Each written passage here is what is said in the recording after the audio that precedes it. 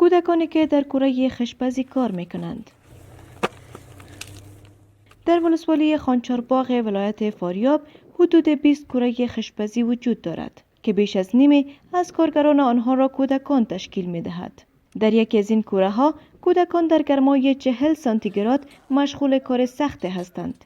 بیکاری، فقر، ناامنی و محدودیت ناشی از شیوع ویروس کرونا این کودکان را به اینجا کشانیده. شکرالله 14 ساله با پاهای برهنه در گرمای سوزان کره خشتپزی مشغول جمع کردن خشت‌ها است.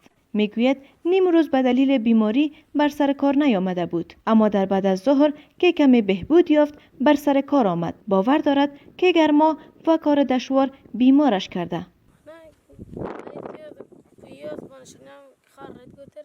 خشت ها چون این تهیه می شوند کار دشواری است. گلکاری، باز در قالب و بعداً جمع آوری. سال اولش است که به کار رو آوردم. 2 برادر خرد دارم. پدرم همچنان فوت کرد. من کار می کنم، خودم نانوار خانه هستم. غلام سخی کودک دیگر است که در این کوره کار می کند. می گوید به تنهایی روزانه بیش از 1000 خشت تهیه می کند.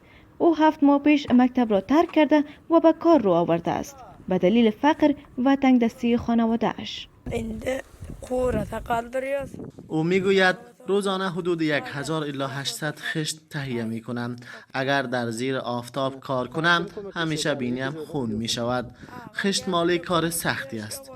اول گل جور میشه، بعداً خشت و بعداً جمع آوری می کنم.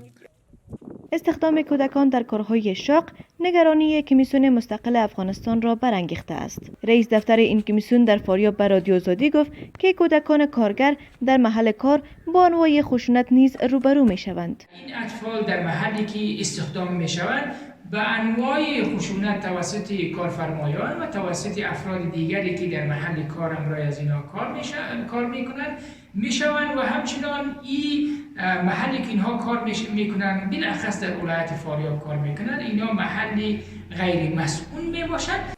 تا حال آمار دقیق از کودکان کارگر در ولایت فاریاب وجود ندارد.